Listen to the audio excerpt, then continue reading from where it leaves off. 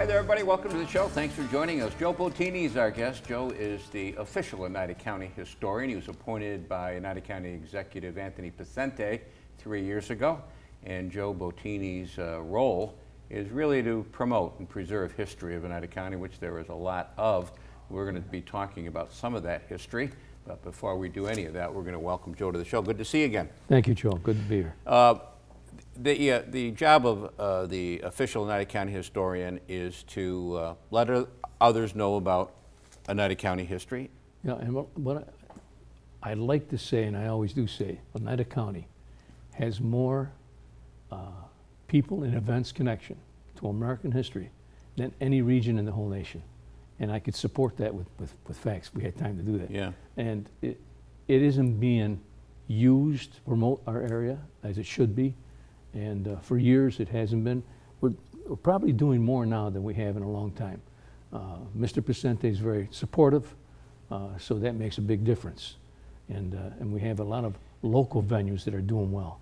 In fact, the county executive and you and his office have been talking. There's going to be something added to the county website, yes? Yes, we hope to have a presence on the website to kind of promote some of these things I've been talking about as far as the events and the people of this area. And you know, Joe, if it wasn't for Frank Tomeno and the OD, the Joe Kelly Show and Joe Kelly, and the Greater Utica Magazine publishing history, where would local history be? It would be forgotten.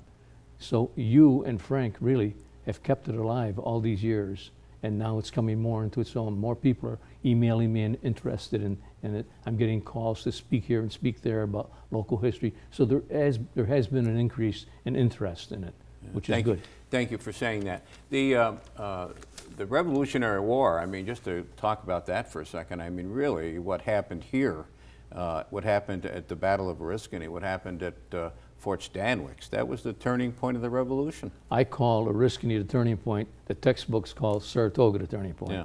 But without Oriskany, Saratoga never would have happened. Right. The defeat wouldn't have been there because St. Leger would have made it down the valley to meet Burgoyne, and they would have certainly defeated the colonial troops.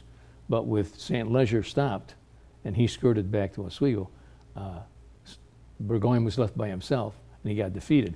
So then the French came in. Every superintendent at Fort Stanwix that has come on this show, I've always said to them, had it not been for the Battle of Oriskany, Fort Stanwix, we'd be carrying British passports today. None of them ever disagree with me. Correct. And you know the sad thing, Frank Tomeno says this all the time, Fort Stanwix, it's a shame, it's the British name of the fort. After the French and Indian War, it went to rot and ruin.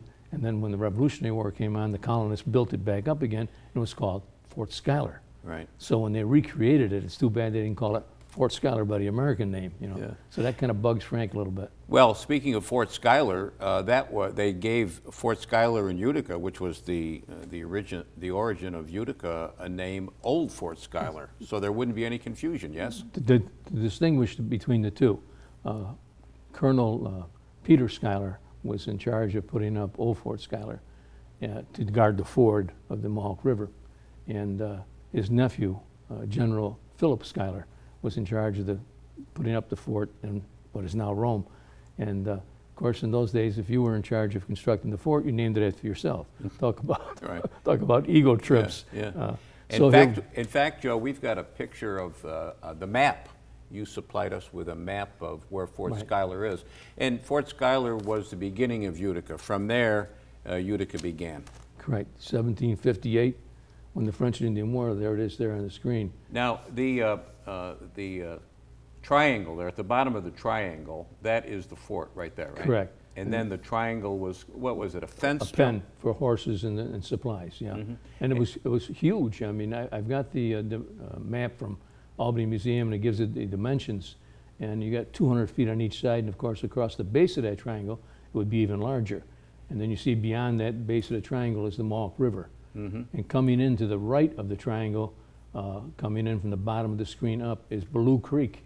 And Blue Creek still flows today, but it's underground, Underground right? in a tunnel, correct. Mm-hmm. Yeah. And then above, on the top of the screen, coming into the Mohawk River, you got Reels Creek. And that still flows into what is now the Erie Barge Canalway. Right.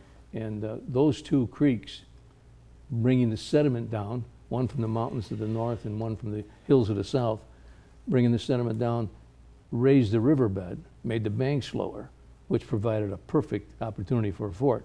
Now the third requirement for a good fording place would be a slow current. And Mother Nature helped us because right at that point, there's a huge horseshoe bend in the Mohawk River, which slowed the current down. And years, I forget what years it was, Joe, you might remember, 1930s, somewhere back then, the Army Corps of Engineers came in here and they rerouted that river a bit. Yeah, it was early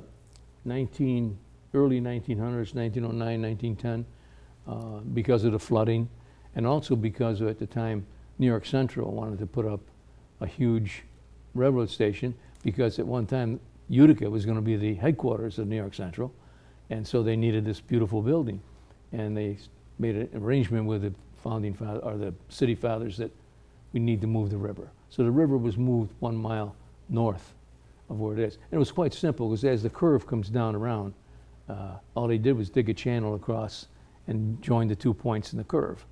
So it really was a simple thing to do.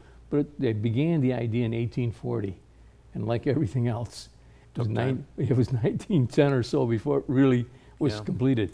The from the Fort Schuyler days, when that fort went up, that simple fort, it was nothing like Fort Stanwix. No. From that point, how did Utica then grow? Well, people came during the French and Indian War. We saw a lot of people coming through here. Every army had to come through, because that was the fording place of the river. In order to get to where they were going out west, they had to come through here. And a few people saw the great farmland that we have here. And then again, it happened during the Revolutionary War. All the people from New England came through here and saw the great farmland. And so after the war, many of them came to settle. Some stayed, and a few, and then more. And then the story goes that Hugh White of Whitestown would send back to New England produce that he grew here. And people were impressed, and they wanted to come here to farm. Of course, farming, everyone was a farmer in those days. Mm-hmm. So that's how the area grew. And we became the crossroads of everything. Transportation, the crossroads of communication, and moving people and goods from the west. And you know, they called, west of us, they called it terra incognita, which is insignificant land. So it all began right here. You know, I just did a segment for Hidden History that we have on the 6 o'clock news every Monday. And we talk about this being geographic center, this being technology, all the things that came together in Utica. We'll talk some more about local history. Joe Bottini is our guest. He is the Oneida County historian. Short break, right back.